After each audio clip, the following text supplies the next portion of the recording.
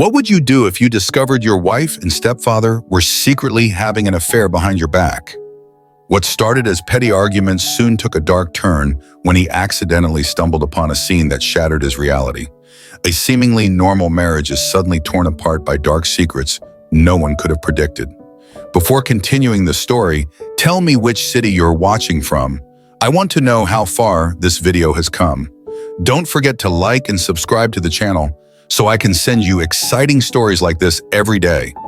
Wife cheated on me with stepdad for mansion. Regrets because the mansion was mine. I'm in such a huge mess that I feel so embarrassed to even admit my situation. With embarrassment, I mean core humiliation. Yeah, how else do we say that my wife of 7 years is cheating on me with my stepdad? Yes, my wife effed my mother's husband. I'm 38 male, married for 7 years to Sophie, 38 female. Our relationship has been very normal with our share of ups and downs. The downs were mostly because my wife felt I was too attached to my mom. Yeah, she called me mama's boy. Now, I'm not going to defend that because my mom is no longer alive. She passed away 2 years back. I'm glad that I was able to love her the way she deserved. She has single-handedly raised me and given me the best of everything she could and beyond her means. My mom was a single parent to me until 10 years ago, until she met John. John was a divorcee in his early 50s when he married Mom. I don't know what my mom saw in John that she married him after being single for 2 decades. John was non-existent to me when Mom was here. I used to visit her twice a week, but my conversation with John didn't go beyond formal greetings and a smile. I don't know why, I was just not able to accept him as a father figure, but I never showed this to Mom. I was happy that she got a companion in her last days of life, and after her demise, there was no question of John's existence in my life. I didn't even meet him after my mom's funeral, though he was still living at my mom's house. He became a matter of concern for me when I found him sitting with my wife with his arms wrapped around hers. It wasn't a friendly or elderly embrace. I didn't like the body language, or rather, I should say their chemistry. It was also weird because of our family dynamics. Like I mentioned, I was never close to my stepdad, and neither was Sophie close to him, so seeing such kind of comfort between them was very uncomfortable for me. I was in my car and they were sitting in a roadside cafe. I had left the office early that day to meet one of my old friends. The place where I saw them is far from my house and even from my office. I usually don't go to that area. I went to meet my friend, but I was distracted most of the time. My friend kept asking me if something was bothering me. I just said it was just about impending work. How do I tell him what I saw in my way? I went home. I didn't think, but confronted Sophie that I saw her with John. She turned pale and was lost for words. Then she was like, yeah, I met him for lunch. I asked her why all of a sudden. She said she bumped into him, and then he offered to have lunch together. The way I was staring at her, she understood that I had seen something which I shouldn't have. She said your stepdad was really upset about losing your mom. I was trying to console him. The poor old man is lonely and he has no one to talk to. That's why he held my hands while expressing his grief. You see, I didn't tell her I saw him holding her hands. I saw him wrapping his arms around her. And the way they were talking, it didn't look like he was bought or mourning my mom. They were not laughing, but their body language was flirtatious. I didn't say anything, but I didn't buy her excuse.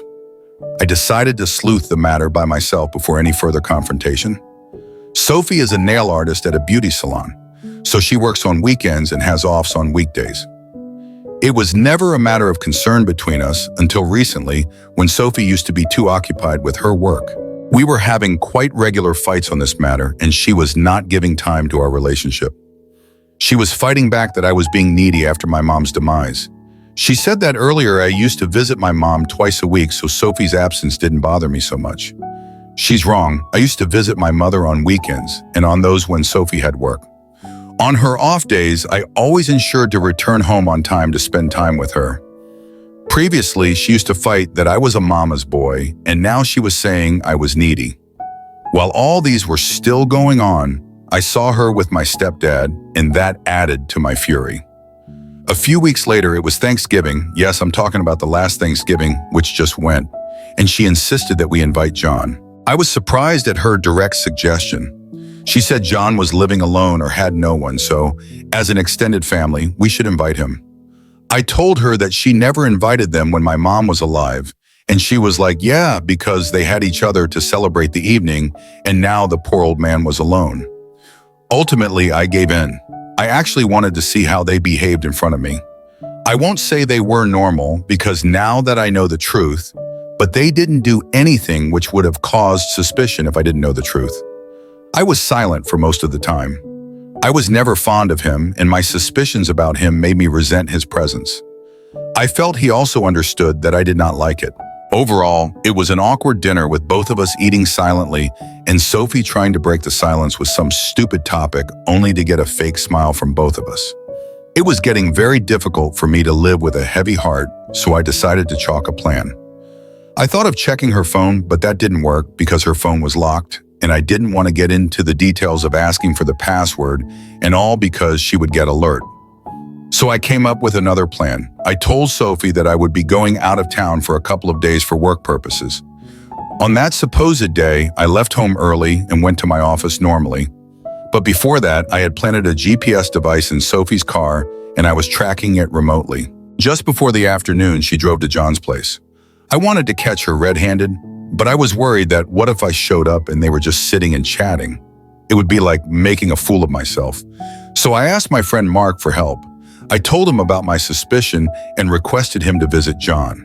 It was a very safe plan. I told him to record them if he found them doing anything outrageous. The house lock were password protected, and I was just hoping that John didn't change the PIN. Mark was worried that John might suspect him of sneaking into the house. I told him to just say that the front door was open and he was just there to check on him. The main door didn't open in the living area. There was a small passage that led to the living room, so there was no one that would suspect him of unlocking the door. After a lot of convincing, he agreed. He went inside, but he couldn't find them in the hallway. He then peeped inside the bedroom with his phone camera switched on. He had kept the phone in his shirt pocket with the camera popping out so that they didn't suspect him. He saw that the two were without clothes cuddling each other. He then cried sorry and left the house before any of them realized. John followed him outside, asking what he was doing there. Mark said that he was just there to check on him, but it's okay, he would come back later. He sat inside his car and drove off before any confrontation with John or Sophie. But I tell you, my friend is so stupid. Instead of opening the back camera, his front camera was open the whole time, and nothing got recorded except John and Sophie yelling at Mark's sudden appearance. Anyway, I got the confirmation that I needed. I had already packed 2 sets of clothes and my toiletries before leaving the house that day, so I went to Mark's house. His wife was out of town at her parents' house, so he insisted that I stay with him until all this was sorted. Sophie knows that Mark would have told me the truth. She messaged me asking when I would come home. I didn't reply. Yes, I ghosted her. She's been blowing up my phone with her endless texts and calls. She thinks I'm out of town for work. It happened 4 days ago. I have contacted a lawyer virtually. I don't want to see her effing face ever. I'll serve her with the divorce papers and get her evicted from the house. Wow, yeah, your stepdad was lonely, all right. On top of catching them canoodling, it's odd that Sophie would request to spend Thanksgiving with John. I'm sorry, OP. Seems like your instincts were right about him all along. It took 10 days for the lawyer to send the divorce papers. Sophie was just not ready to sign the papers and wanted a discussion. My lawyer suggested that we go for an out-of-court settlement if possible because that would substantially reduce our time and money. See, I'm a sales guy with a regular job. I have a certain limit in funds that I spend on lawyers and also limited leaves to attend the court case. So I agreed to a meeting in the lawyer's presence. But when I went for the meeting, she insisted on having a private conversation with me. I resisted, but my lawyer asked me to go for it, but not say or commit to anything which she demanded. He laid out a certain framework to keep my meeting within it, like no touching, no hugging, no confessions and all. I felt disgusted at her presence. She tried to hug me, but I pushed her away. She said it was all a misunderstanding. After reading so many cheating stories on Reddit, I know what all cheaters say. I was like, yeah, sure, you're trying to help out a poor old man from his loneliness, right? She said whatever Mark saw was true, and she's not denying it, but it was only cuddling and nothing else. Yes, of course, cuddling without clothes. But this was not enough. What she said next blew my mind. She said she did it to safeguard our future. Really? How the hell? She was like, see, your mom left all her wealth to John, And now, if he marries someone else, that woman would be entitled to that wealth. Your family's property would go to someone else. I said, that's why you effed my stepdad so that you can become my stepmother and take my mother's wealth. Do you see the complexities in this family dynamics? I was feeling dizzy with her BS, so I stormed out of the meeting room. After I came back, my lawyer asked for the details of the conversation. I told him everything. He cracked up for a moment, but he was interested in knowing about the inheritance my mother had left. My mom had left a house that she had inherited from her uncle. It was a huge mansion, way beyond my means. Interestingly, Sophie always had an eye on that mansion. After our marriage, she even insisted that we move into the mansion. I was happy that Sophie wanted to move in with my mother, but no, Sophie wanted my mom to move out to my apartment, and we took up her mansion. But I denied it. It was her house, and why should she leave? Sophie said that you are the only son of your mom, so that house would come to you. So why not move in there right now? This led to frequent fights between us. So one day I just lied to her that mom had willed that house to John. And you see, what price I had to pay for that lie? Sophie went after my stepdad so that she could have the house. There was one more information that Sophie didn't know. After mom's demise, I didn't transfer the ownership of the house to my name. I wanted John to live there until he wanted to. By transferring it to my name, it would be like he was living in my property, and I'm sure he was not going to like it. Also, the name transfer is expensive, and I was running short of money during that time. So I let it be, and glad I did not transfer it because Sophie would have been entitled to half of the property during our divorce. Or probably she wouldn't have screwed John in that case, I don't know. But a cheater's always a cheater in any situation. Yeah, my mom had willed that house to me, but Sophie didn't know that. Sophie wanted me to have second thoughts about the divorce. She said that she would soon lure John to gift her that house, and if I didn't divorce her, the mansion would be ours. I laughed at her proposal and said, no, thank you for the offer. Good luck for your mansion. She smirked and said, you're losing a lot by this divorce. I smiled and said, I don't give an F. I don't know if she was really that dumb always, or if she was just acting to save her butt from the humiliation. But I don't care. Sophie knew that I had no substantial wealth except for the savings in her joint account, which was split and divided between us. I'm feeling super relieved after the divorce was finalized. Any moment if Sophie got to know the truth about the ownership of the mansion, she would have never divorced me, and I cannot share my mom's inheritance with that whore. Sophie dug her grave by confessing her intentions behind dating John, because I was going to use that against her to drive John away from her life. I saw John picking her up from the court and assisting her with all the legal matters during our divorce. I was just waiting for the divorce to be over to burst her bubble and then see her reaction. Now that it is done, the next I'm going to do is destroy my love, Sophie. Honestly, whoa, she's definitely too dumb for words, but it's also such a red flag that she was so interested in that mansion after the wedding. It seems like she went into this marriage with greedy eyes. She definitely had ulterior motives with you, and I'm sorry for that. And to try to defend her cheating by telling you it was for your own good? Wow, she's out of touch with reality. It's too bad she was more concerned with getting her hands on that mansion than she was with being faithful to you. Update 2. After my divorce was finalized, I texted the details of Sophie's confession to John. He was like, you know that your mom has willed this mansion to you? I said, yeah, I have her will, but Sophie doesn't know, and she's going to ask you to give the mansion to her. I was not doing any good service to him by revealing the truth. I just wanted to burst Sophie's bubble. The poor girl was dreaming of having my mom's mansion. John told me that of late, Sophie was indirectly asking him regarding his will and who was going to get his inheritance. But he never understood her intentions because he didn't have any wealth to his name. I didn't want to have any bro code with John, so I left the conversation in that note. After a while, I got a call from Sophie. Usually, I wouldn't have responded to it, but this time I did because I knew what it was about. She was yelling from the other end. Why didn't you tell me that your mother's willed the house to your name? I was licking this old man's butt, quite literally, to safeguard your property, and you a-hole destroyed me instead. I was just laughing at her abuses because it was coming out from a place of hurt. I said thank you so much and good luck with your effing game. I hung up the call and blocked her. A few days later, she called Me again from an unknown number, maybe from her friends or colleagues. She told me that John had broken up with her. Somehow he got to know that she was with him just for the inheritance. And now when the truth came out, he dumped her. He called her a greedy whore. She was abusing him and said she was trying to help him cope with the loneliness, yet he turned against her. I don't know why she was still trying to pose herself as a pious woman when her truth had already come out. I sarcastically replied that, yes, you F everyone selflessly and only for the other's good. You have no underlying intention. She said she was with John for my sake so that she could get the mansion for me. And now she is saying that she was trying to help John cope with the laws of loneliness.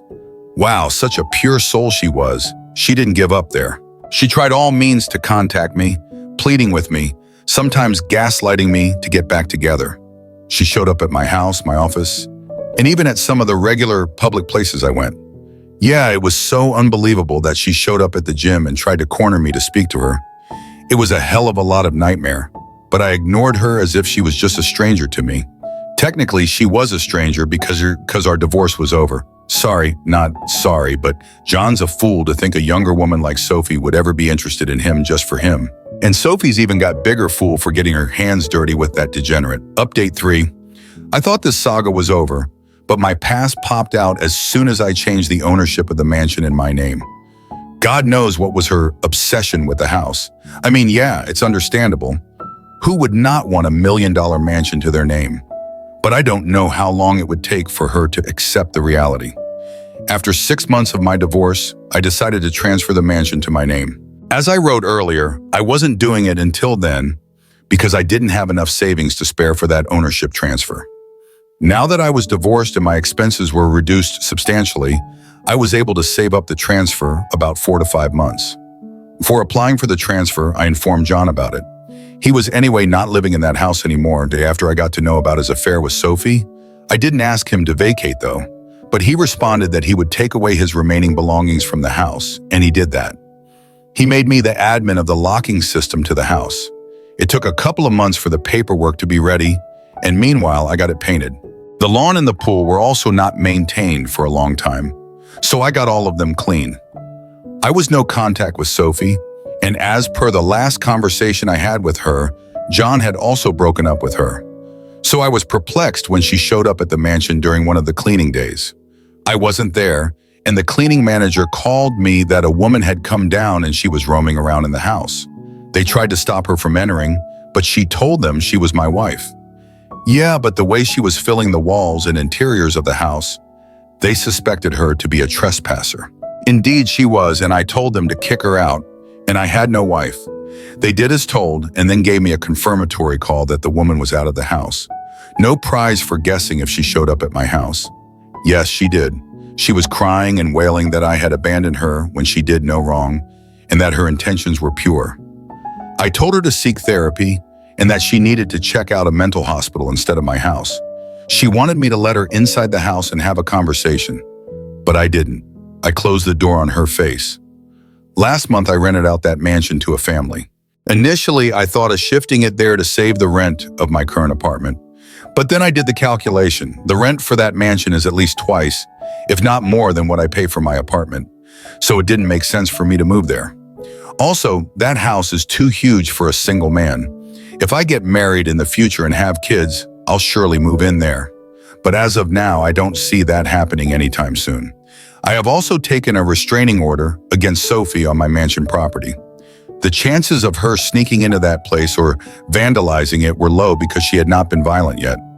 Still, I didn't trust her, and I had to do this to safeguard the interest of the new tenants of that house. I don't want Sophie to trouble them unnecessarily. It has been smooth until now, and I hope I don't have to make any further updates on this thread. I want Sophie's chapter to end so that I can move on with my life. I certainly wouldn't trust her either. After all that she did, she hasn't given you a reason to trust her. I love how cheaters always try to say the one that got cheated on abandoned them, when in reality, the cheater abandoned the relationship as soon as they entertained the idea of cheating. I'm sorry, OP. My story began with what seemed like a perfect life. I married Sophie, a woman I trusted, loved, and placed all my faith in. But life is never simple, and I soon realized that everything was just a facade, hiding secrets I had never imagined. I had been with Sophie for 7 years. At first, we had a stable relationship, nothing special, but nothing bad either. However, arguments started to appear when she often criticized me as a mama's boy. I still had a deep affection for my mother, who raised me single-handedly. My mother passed away 2 years ago. I was always proud of her because she did everything for me. After her death, I didn't see John, my stepfather, much. There was no reason to. I never accepted him as a true father figure, even though my mother had married him. One day, when I was driving home, I saw Sophie sitting with John in a cafe by the road. It was an afternoon I hadn't planned to stop, but when I saw them, I couldn't ignore it. They were sitting close, John's arm wrapped around Sophie's waist, much more intimate than I thought a friendly gesture should be. A wave of emotion hit me, and I couldn't shake the feeling. I couldn't think much about it at the moment, just drove home and confronted Sophie directly. "Did you just meet John?" I asked. She paused for a moment, then said they just had lunch. He was feeling down because my mother had passed, and she was just being a friend. I looked at her, said nothing, but I didn't believe her. A few weeks later, I noticed something even stranger. During Thanksgiving, Sophie suggested inviting John over for dinner. This time, I couldn't let it slide. The reason she gave was because John lived alone and had no one to celebrate with. But I clearly remembered that when my mother was still alive, Sophie never offered to invite him during the holidays. I decided to stay silent throughout that dinner. The feeling was strange, indescribable. Sophie and John kept trying to make light conversation, but it felt fake. I found every topic Sophie brought up meaningless, and our smiles were forced. I knew I couldn't live in this lie any longer. And then I decided to take action. I knew Sophie always kept her phone locked, never letting me see it, but I had no other choice. I decided to track her, secretly planting a GPS tracker in her car without her knowing. One day I followed her, and as I suspected, she drove to John's house. I couldn't just stand by. I asked Mark, my close friend, to help me follow up. I explained everything to him and asked him to record anything if something happened. Mark agreed, even though he was worried John would find out. And then, as I feared, Mark called me and informed me that they were in the bedroom, unclothed, hugging each other intimately. I felt like I had been slapped in the face. At that moment, I knew my life couldn't go on like this. Once everything came to light, I decided to leave without a word, without any conversation. I didn't want to see Sophie anymore. Didn't want to hear the lies she would try to tell. For a week, I didn't respond to any of Sophie's calls or texts. She kept calling and messaging, but I didn't reply. I went to see a lawyer and prepared for the divorce. I wanted to break free from all of this, and I was ready to not share anything with Sophie. Finally, the divorce was finalized. Sophie still tried to convince me to come back, but everything she said was meaningless. She admitted that what Mark had seen was true, but she justified it by saying she was just comforting John because he was lonely. But then she said something that shocked me. "You don't understand, Ethan. I did this for our family, for your mother's mansion." At that moment, I couldn't hold back my emotions. I couldn't believe she had gone this far just for a house. She thought if she could win John over, he would leave the mansion to her. Sophie didn't know that my mother had left the house to me, and I had never transferred the ownership to my name. She had wasted her time running after a fantasy, not knowing that everything she wanted was already in my hands. The end of the divorce was a complete relief. The mansion was now mine, and I had started fresh. It felt like a huge burden had been lifted. I no longer had to live in the lies. I was free. Finally, I decided that I would never allow Sophie to come back. She had proven to be undeserving of my respect. As for John, I didn't care anymore. I had completely moved on from the past. When everything was finally over, the feelings that overwhelmed me were no longer anger or pain. All I could feel now was relief and freedom. After so many years trapped in a relationship full of secrets and lies, I was finally free. It felt like I had just walked out of a long, terrifying nightmare. One I never imagined I'd have to face. But looking back, I have no regrets. Because through this journey, I learned so much about myself, about love, and about the true values of life. The pain that once weighed so heavily on my shoulders no longer burdened me. I could breathe again. For the first time in years, I felt like I was seeing the world clearly. The shadows that had clouded my vision were gone. Sophie had taken so much from me, not just in terms of material wealth, but also emotionally. She had drained me, manipulated me, and twisted my love for her into something I could barely recognize. Yet as time passed, I realized that I was not the person I had been when I first walked into that relationship. I had grown stronger, more resilient, and more importantly, I had learned the most valuable lesson of all. The only thing that truly matters in life is who you are inside, not what you own or what others think of you. Sophie tried her best to hurt me, to take everything I had, my love and my assets. But she didn't understand something. The things that are truly valuable aren't money or power, but honesty, self-respect, and mutual respect. As everything came to light, I realized I had been too weak and blind in the past. I had ignored the warning signs, overlooked the red flags, and had been too trusting, too willing to believe that love could conquer all. I had let myself become a pawn in a game I didn't even know I was playing. But I also realized that every challenge I went through was a step forward in becoming a stronger, more mature person.